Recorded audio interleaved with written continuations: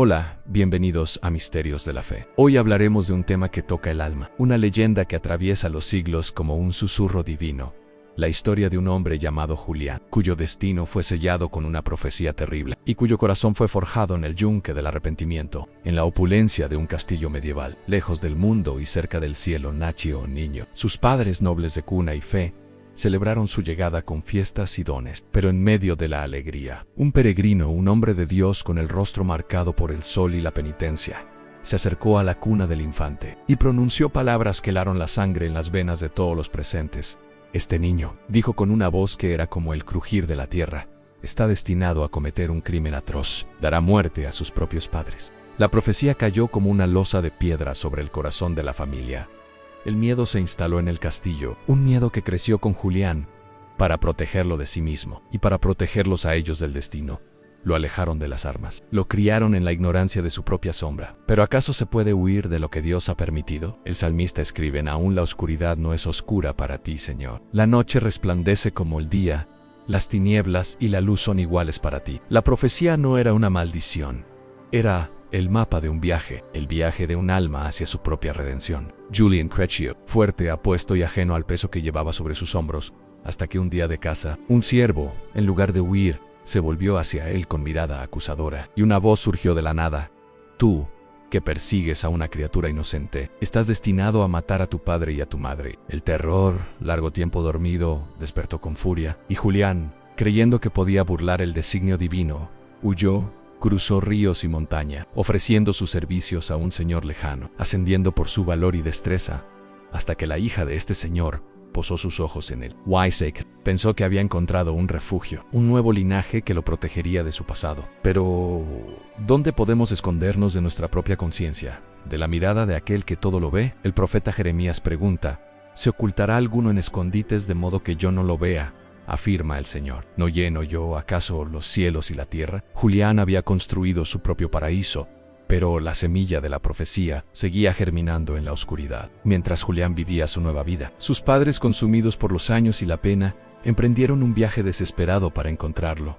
Tras una larga búsqueda, llegaron a su castillo. La joven esposa de Julián, al reconocerlos a través de sus harapos y sus rostros cansados, sintió una compasión profunda, y en un acto de piedad les ofreció su propia cama matrimonial para que descansaran aquella noche. Esa misma noche, Julián regresó de una partida de caza. Al entrar en su alcoba, a la luz de la luna, vio dos figuras durmiendo en su lecho. La sombra de los celos, ese monstruo de 1000 cabezas, se apoderó de su corazón en un instante. Sin pensar, cegado por la ira y el engaño del maligno, desenvainó su espada y consumó la profecía. El crimen fue rápido y brutal, y cuando encendió una antorcha, vio los rostros de sus padres, bañados en sangre, sobre las sábanas blancas. El grito que surgió de su pecho no era humano, era el sonido del alma desgarrándose. Había intentado huir de Dios, y en su huida se había encontrado con su propio infierno. Las palabras de Caín resonaron en la noche eterna que comenzaba para él. A mí, castigo es demasiado grande para soportarlo. El peso de su acción era infinito, y en ese abismo solo quedaba el exilio. Julián abandonó todo: su castillo, su título, su esposa, y se adentró en la wilderness, en el desierto del alma, cargando con el cadáver de sus padres en su memoria. Caminó sin rumbo, hasta que llegó a la orilla de un río caudaloso y peligroso. Allí, un grupo de hombres piadosos había comenzado a construir un hospicio, un refugio para peregrinos. Julián, sin revelar su nombre ni su pasado, les pidió quedarse, y tomó sobre sus hombros la tarea más humilde y peligrosa: en cruzar el río una y otra vez, en una barca destartalada, para llevar a los viajeros a un lugar seguro. Cada remada era un acto de penitencia, cada gota de sudor, una lágrima de arrepentimiento. Cada viajero a quien ayudaba era una oportunidad para servir, para expiar, para encontrar un poco de paz en el servicio a los demás. Así pasaron años. Su cuerpo se fortaleció con el trabajo, pero su alma se ablandó con la humildad. El rey David, en su gran pecado, clamó: crea en mí, oh Dios, un corazón limpio, y renueva un espíritu recto dentro de mí. Este era el clamor silencioso de Julián, día y noche, en la orilla de aquel río que se llevaba sus culpas, gota a gota. Llegó una noche de tormenta feroz. El viento aullaba y las aguas del río se embravecían como un mar enfurecido. Desde la otra orilla, una voz débil, que apenas superaba el rugido de la tempestad, pedía auxilio. Era un pobre leproso, cubierto de llagas, tiritando de frío, desesperado por cruzar. Sin dudarlo, Julián se lanzó a las aguas oscuras. La barca se balanceaba. Cada ola era un muro que se le venía encima.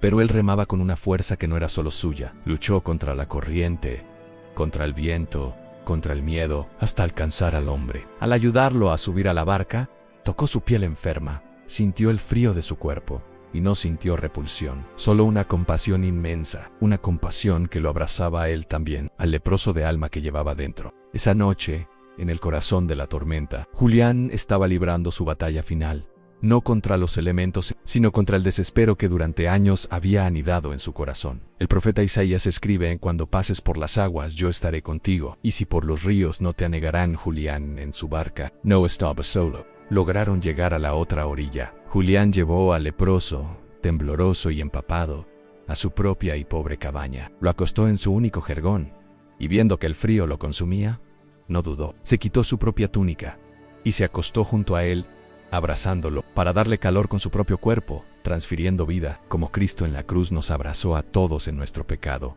Y entonces, en el silencio que siguió a la tormenta, sucedió el milagro. Una luz comenzó a emanar del leproso, una luz blanca, dorada, que llenó la cabaña y disipó toda oscuridad. Las llagas en el cuerpo del hombre desaparecieron, y su rostro se transfiguró. Ya no era el rostro de un enfermo, era el rostro de la luz eterna. Era Cristo. Y una voz dulce y a la vez poderosa como el trueno lejano llenó el aire en Julián. Tu penitencia ha llegado a su fin, tu caridad ha lavado tu culpa. Al servir a los más pequeños y despreciados, a mí me serviste. Al abrazar a este pobre, me abrazaste a mí en ese instante. Julián comprendió el verdadero significado de las palabras de Jesús en el juicio final. En verdad les digo que, en cuanto lo hicieron a uno de estos hermanos míos, aún a los más pequeños, a mí me lo hicieron. El pobre era Cristo. El viaje había terminado, la profecía había sido la senda tortuosa hacia la gracia. La leyenda cuenta que Julián y su esposa, que lo había encontrado y perdonado, dedicaron el resto de sus días a servir en ese hospicio. Su historia se esparció por toda la cristiandad y se convirtió en San Julián el Hospitalario, el santo patrón de los viajeros, posaderos y navegantes. Su vida es un espejo para nosotros, un recordatorio eterno de que Cristo se oculta en el rostro del que sufre, en el forastero, en el marginado. La hospitalidad en la tradición bíblica no es solo cortesía, es un sacramento, un encuentro potencial con lo divino. Abraham, sin saberlo, hospedó a ángeles. La viuda de Sarepta, al dar de comer a Elías, hospedó a un profeta. Y nosotros, ¿a quién hospedamos cada día? Reconocemos el rostro de Cristo bajo los disfraces del dolor y la necesidad. Hoy, esta leyenda nos interpela, nos pregunta: ¿vives con prisa, ahogado en tus propias preocupaciones, sin ver a los que te rodean? ¿Quién es el leproso en tu vida? Aquella persona difícil, aquella situación que evitas, aquel sufrimiento propio que no quieres abrazar. Cristo espera en todas ellas. No se trata de grandes gestas, se trata de un vaso de agua fría, de una palabra de aliento, de una mirada compasiva, de acostarnos, como Julián, junto al frío del mundo, para darle un poco de nuestro calor. De la caridad que nace de un corazón que sabe que ha sido perdonado. Que esta historia de culpa, arrepentimiento y gracia transformadora resuene en tu corazón. Que te recuerde que ningún pecado es tan grande que el amor de Dios no pueda lavar, que ninguna noche es tan oscura que su luz no pueda disipar, y que en el rostro de cada persona que encuentras en tu camino hay un destello del rostro de Cristo, esperando ser reconocido, esperando ser amado. Gracias por acompañarnos en Misterios de la Fe. Que el Señor te bendiga y te conceda los ojos para verle en cada rostro necesitado, que encuentres a Cristo en el pobre y que el pobre encuentre a Cristo en ti. Hasta la próxima.